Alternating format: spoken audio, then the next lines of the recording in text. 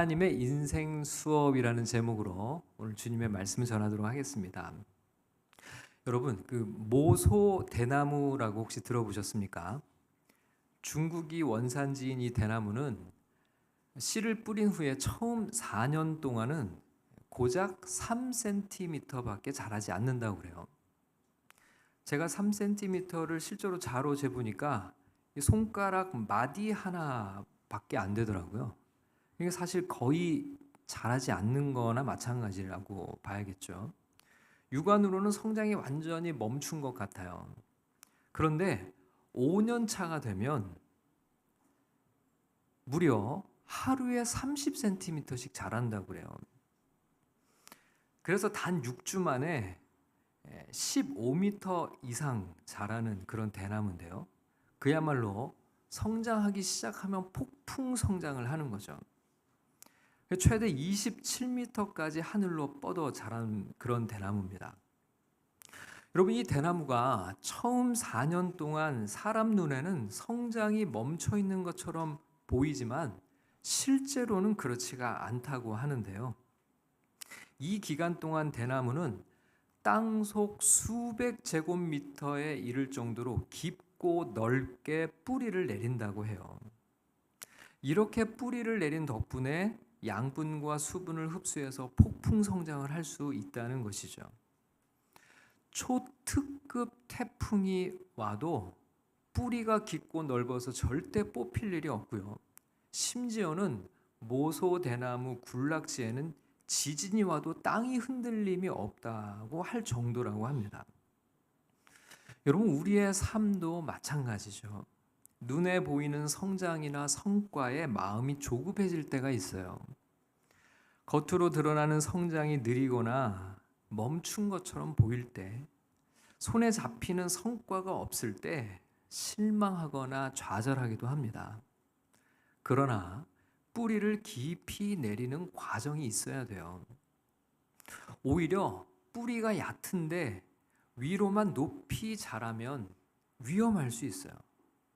강한 바람이 불거나 할 때 순식간에 뽑혀버리고 얼마간 비가 내리지 않으면 금세 말라버리는 거죠. 겉으로는 화려하게 보일지 몰라도 위기를 견디지 못하는 겁니다. 여러분, 우리는 뿌리 깊은 나무처럼 성장해 가야 돼요. 여러분, 영적인 의미에서 뿌리를 깊이 내린다는 것은 무슨 의미일까요? 그것은 하나님을 의지하고 신뢰하며 살아가는 삶을 가리켜요. 여러분, 예레미야서 17장 7절과 8절 말씀을 우리 한 목소리로 같이 읽어보겠습니다. 시작. 그러나 무릇 여호와를 의지하며 여호와를 의뢰하는 그 사람은 복을 받을 것이라. 그는 물가에 심어진 나무가 그 뿌리를 강변에 뻗치고 더위가 올지라도 두려워하지 아니하며 그 잎이 청청하며 가무는 해에도 걱정이 없고 결실이 그치지 아니함 같으리라. 아멘. 무릇 여호와를 의지하고 의뢰하는 사람, 여호와를 의지하고 하나님을 신뢰하며 사는 사람이 바로 하나님께 뿌리 내리며 살아가는 사람이라고 성경은 말씀해요. 그리고 하나님께 뿌리 내리고 살아가는 사람은 항상 그 잎이 푸르고 열매가 그치지 않는다고 말씀하죠. 위기와 환난에 대한 두려움과 걱정이 없다고 말씀해요. 왜 그럴까요? 우리가 뿌리 내린 하나님이 흔들리지 않으시기 때문에 그렇죠.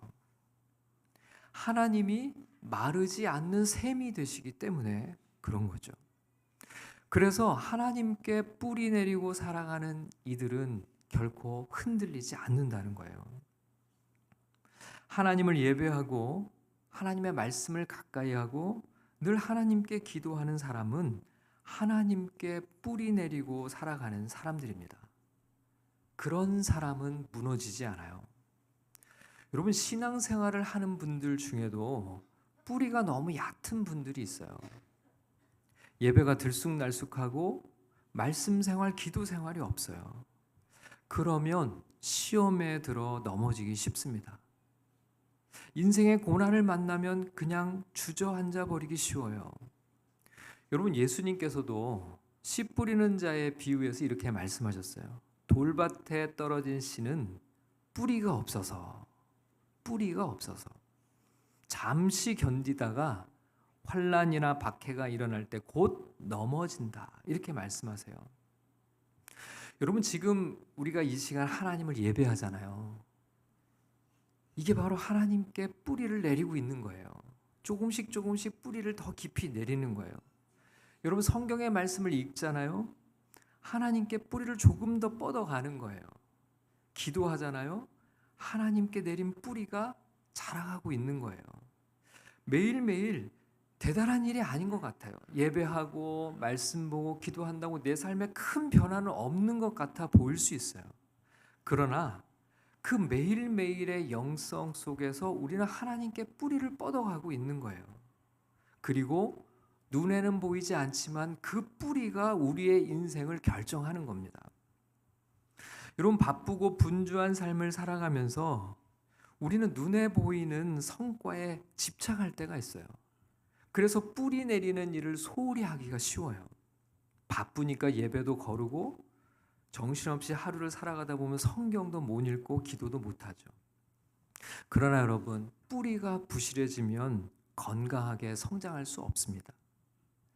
하나님께 깊이 뿌리 내리고 살아가는 믿음의 삶이 모두 되시기를 주님의 이름으로 축복합니다. 물가에 심겨진 나무처럼 항상 잎이 푸르고 열매가 가득한 복된 삶이 다 되시기를 축복합니다. 여러분, 하나님은요, 사람을 통해 일하세요. 그런데 아무나 쓰시지 않습니다. 하나님은 준비시켜서 쓰세요. 하나님은 성급하게 일하지 않으세요. 충분한 시간 동안 사람을 준비하세요. 하나님께 깊이 뿌리 내리고 주님을 온전히 의지하며 살아가도록 훈련시키셔서 사용하신다는 겁니다. 그리고 하나님의 계획 속에 하나님의 훈련 스케줄을 따라 준비시키세요. 자, 여러분, 오늘 본문 말씀 11절 말씀을 같이 한번 읽어보겠습니다. 시작. 모세가 장성한 후에 한 번은 자기 형제들에게 나가서 그들이 고되게 노동하는 것을 보더니 어떤 애굽 사람이 한 히브리 사람 곧 자기 형제를 치는 것을 본지라. 여러분, 여기에는 아주 짧은 단어로 이런 구절이 있는데요. 모세가 장성한 후에.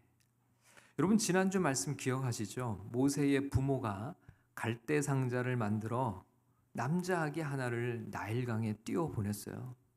하나님의 섭리 가운데 목욕을 하러 나온 나일강에 목욕하러 나온 이집트 공주에게 갈대 상자가 발견이 되죠. 그리고 긍휼의 마음으로 우는 이 아기를 공주가 자신의 아들로 입양했어요. 여러분, 우리가 입양 가족을 섬기는 단체를 섬기잖아요. 성경에 입양이라고 하는 이 그림이 이렇게 등장을 해요. 그리고 그 모세가 어른이 되었습니다. 40세가 되었어요. 젖을 뗀 후부터, 그러니까 대략 35년간 이집트 공주의 아들로 궁궐에 들어가 모세가 살았던 겁니다. 여러분, 모세가 이 기간을 어떻게 보냈는지에 대해서 출애굽기 본문은 아무런 언급이 없어요. 그런데 사도행전 7장 21절에서 22절에는 이 부분을 이렇게 부연해서 설명합니다. 자, 우리 사도행전 7장 21절 22절 말씀 같이 읽어보겠습니다. 시작. 버려진 후에 바로의 딸이 그를 데려다가 자기 아들로 기름해 모세가 애굽 사람의 모든 지혜를 배워 그의 말과 하는 일들이 능하더라. 아멘. 모세는 이집트 공주의 아들로 궁궐에서 사는 동안 이스라엘의 장차 지도자로서의 자질과 실력을 쌓을 수 있는 훈련을 받고 있었다는 거예요. 애굽 사람의 모든 지혜를 배워 그의 말과 하는 일들이 탁월했다고 기록하고 있어요. 하나님께서는 모세에게 당대 최고의 엘리트 교육을 받게 하셨어요. 그 당시 최대 제국이었던 이집트, 그 안에서도 왕자로서의 신분으로 최고의 교육을 받게 하신 거죠. 여러분, 나중에 이 모세가 약 200만에 이르는 이스라엘 백성들을 이끌고 이집트를 탈출하지 않습니까? 여러분, 사실 이스라엘 민족은 수백 년 동안 이집트에서 노예로 생활을 했기 때문에 정식적인 교육을 받을 기회가 없었어요. 그저 고된 노역에 시달리며 강제 동원된 삶을 살아야만 했죠. 만약에 독립이 주어져도 노예들만 모여 있다면 이 민족이 어떻게 되겠어요? 민족을 이끌 지도자가 없잖아요. 그런데 하나님께서 이렇게 모세를 지도자로 준비시키고 계셨던 거예요. 모세가 40세가 될 때까지 이집트의 정치, 경제, 문화, 종교를 권력의 중심부에서 경험할 수 있게 하셨던 겁니다. 그곳에서 지도력을 배우고 훈련하게 하셔서 나중에 이스라엘이라는 국가를 세울 수 있도록 모세를 준비시키셨던 거죠. 여러분, 모세는요, 이런 하나님의 계획을 알고 있었나요? 몰랐죠. 왜 자기가 그곳에 있는지 그는 몰랐어요. 그냥 나는 운이 좋아서, 내 동족들은 저렇게 힘들게 사는데 단지 운이 좋아서 이집트의 공주의 눈에 띄어 이 궁궐에서 호강하며 산다고 생각할지 몰라요. 앞으로 하나님이 자기를 어떻게 쓰실지 상상도 못했습니다. 상상할 수가 없죠. 아마 이렇게 생각하며 마음속으로 살았을 수 있어요. 난 어차피 히브리 노예 출신인데 여기서 이렇게 열심히 공부해봤자 비록 뭐 공주의 양아들로 살기는 하지만 히브리 노예 출신인 나에게 무슨 기회가 주어지지도 않을 텐데, 이런 마음으로 공부도 그냥 대충 시간만 때우고 그저 그냥 하세월 보냈을 수도 있잖아요. 여러분, 당시에 이집트의 파라오가 히브리 민족을 극도로 싫어하고 경계하고 미워했어요. 그러니까 사실 궁궐 안에서의 분위기도 어땠겠어요? 양아들로 가 있긴 가 있었지만 아마 늘 서자의 서러움을 받으며 살았겠죠. 그리고 사람들이 늘 눈치를 줬을 거예요. 공부한다고 무슨 자기 마음속에도 그런 생각이 있겠죠. 해봐야 뭐 하겠나, 뭐 열심히 한다고 뭐 하겠나, 무슨 쓸모가 있나, 그냥 적당히 하는 척 하면서 그냥 궁궐의 삶을 누리면 그만이지, 이렇게 생각하고 대충대충 시간을 때우며 살 수도 있었는데 모세는 그렇게 하지 않았다는 거예요. 탁월할 정도로 실력을 쌓았다는 거예요. 그는 앞으로 어떤 일이 벌어질지 몰랐지만 그저 최선을 다해 배움의 기회를 활용을 했어요. 열심히 배웠습니다. 애굽 사람의 모든 지혜를 배웠어요. 그래서 그가 하는 말과 하는 일들이 남들 그 누구보다도 탁월하게 했다는 거예요. 실력을 키웠고 이집트의 모든 지혜를 흡수했어요. 여러분, 지난주에 이스라엘 백성들의 위대함에 대해서 나눴어요. 그들은 미래가 전혀 보이지 않는 암울한 현실에서 일상의 삶을 꿋꿋하게 살아냈어요. 여러분, 이집트 대제국이 이 노예 민족에 대해서 가장 두려워했던 게 바로 그것이었어요. 묵묵히 살아내는 힘. 아무리 억압하고 박해해도 묵묵히 그 자리를 살아내는 힘. 먹고 자고 일하고 결혼하고 자식을 낳고 그렇게 일상의 삶을 살아내는 힘. 절대로 좌절하지 않고 낙심하지 않고 매일을 살아내는 힘. 여러분, 이스라엘 이 노예들이 가진 위대함이었죠. 근데 여러분, 모세도 마찬가지였어요. 이집트 공주의 아들로 자신에게는 다른 왕자들과 달리 특별한 기회가 주어지지 않을 것이라는 생각이 되지만 그럼에도 불구하고 그는 배웁니다. 성실하게 자신에게 주어진 자리에서 최선을 다해요. 그곳에서 실력을 쌓아요. 탁월할 정도로 실력을 쌓아요.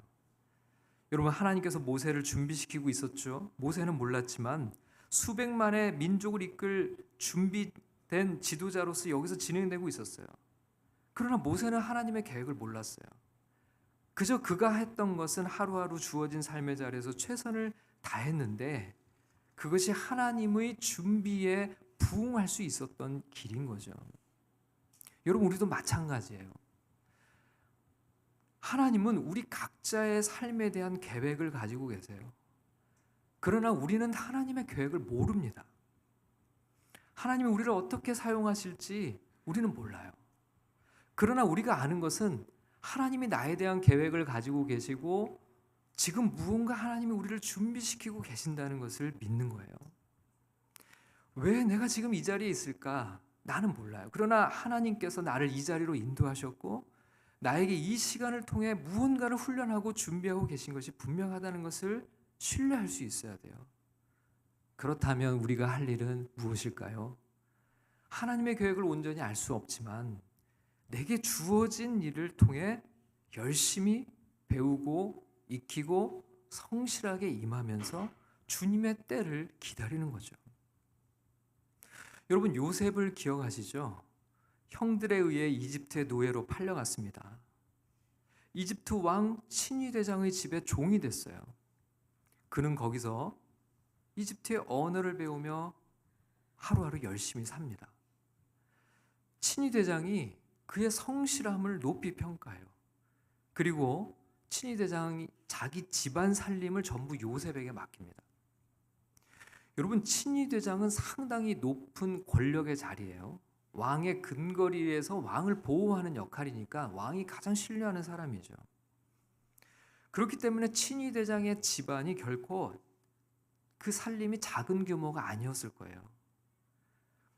그곳에서 살림을 맡아 책임지며 요셉은 행정을 배웁니다.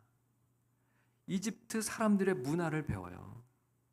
그러다가 억울한 누명을 쓰고 왕의 죄수를 가두는 감옥에 들어가죠. 노예가 감옥에 갇혔으니 여러분, 거기서 평생 못 나오고 죽을 수도 있는 절망적인 상황이었어요. 그러나 요셉은 그곳에서도 좌절하지 않아요. 어떻게 하죠? 감옥 속에서도 열심히 삽니다. 성실하게 임해요. 나중에요, 간수장이 이 요셉에게 감옥의 살림 전반을 다 맡깁니다. 여러분, 거기서 다시 요셉은 행정을 훈련받아요. 조직을 배웁니다. 더군다나요, 이집트 왕의 죄수들 중에는 고위관리 출신들이 아주 많이 있었어요. 그들과 교제하며 이집트 정치 권력의 생태계를 다 파악을 합니다. 여러분, 이 모든 것은 하나님의 계획된 훈련의 장이었어요. 나중에 요셉을 이집트의 총리로 세우시기 위한 하나님의 준비 과정이었던 거죠. 그러나 요셉은 하나님의 계획을 몰랐어요. 요셉이 그냥 들에서 양을 치던 목자로 계속 살고 있었다면 어땠을까요? 노예로 친위대장의 집에서 살 때도 어쩔 수 없이 팔려왔으니까 하기 싫은 일을 해야 되니까 그저 시키는 일만 소극적으로 하면서 마지못해 하루하루를 보냈다면요. 감옥에 갇혔을 때 너무 억울하고 분해서 날마다 벽만 쳐다보며 울며 하루하루 죽지 못해 살고 있었다면요. 그는 아무것도 배울 수 없었고 훈련 받을 수 없었을 거예요. 어쩌다가 정말 기적같이 꿈을 해몽해서 이집트의 총리가 되었던들 과연 이집트의 대제국을 이끌 수 있는 총리의 역할을 할 수 있었을까요? 그럴 수 없었겠죠. 여러분, 분명한 것은 요셉은 하나님의 계획을 전혀 몰랐어요. 상상도 못했어요. 다만 그는 하나님을 신뢰하는 믿음으로 하루하루 자신이 있는 그곳에서 최선을 다하며 살았다는 겁니다.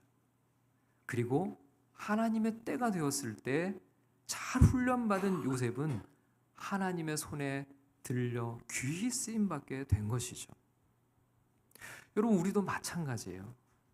하나님은 우리 한 사람 한 사람에 대한 계획을 가지고 계십니다.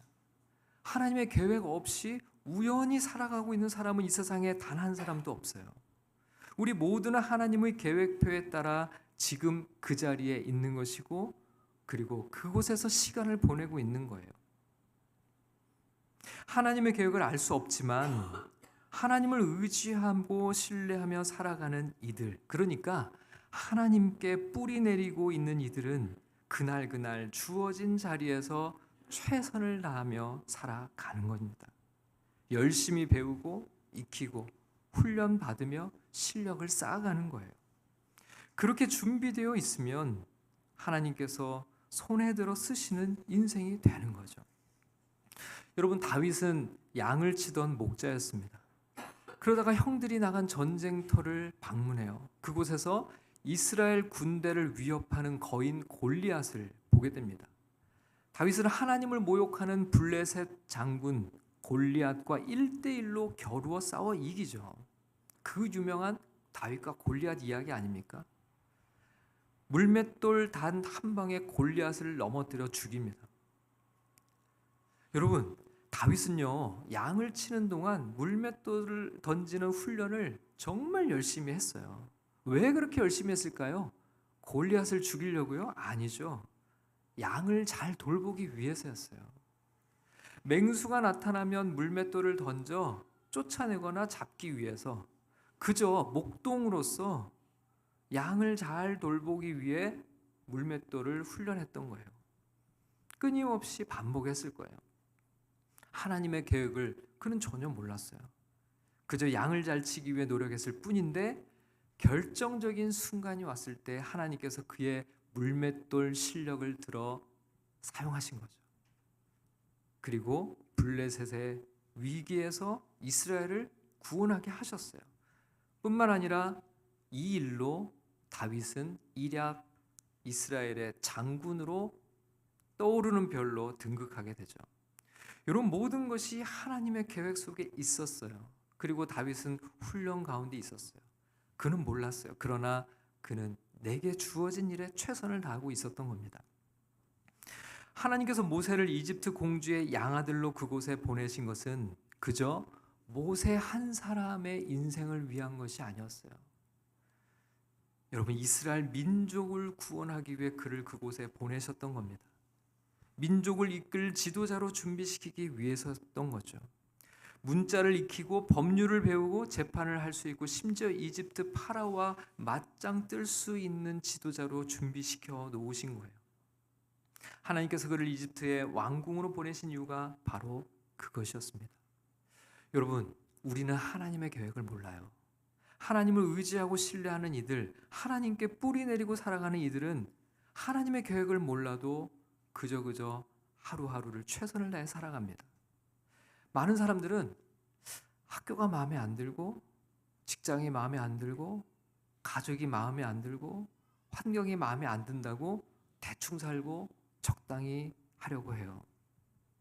좋은 데 가면 열심히 할 거지만 여기선 그렇게 열심히 할 필요가 없다는 핑계를 대죠.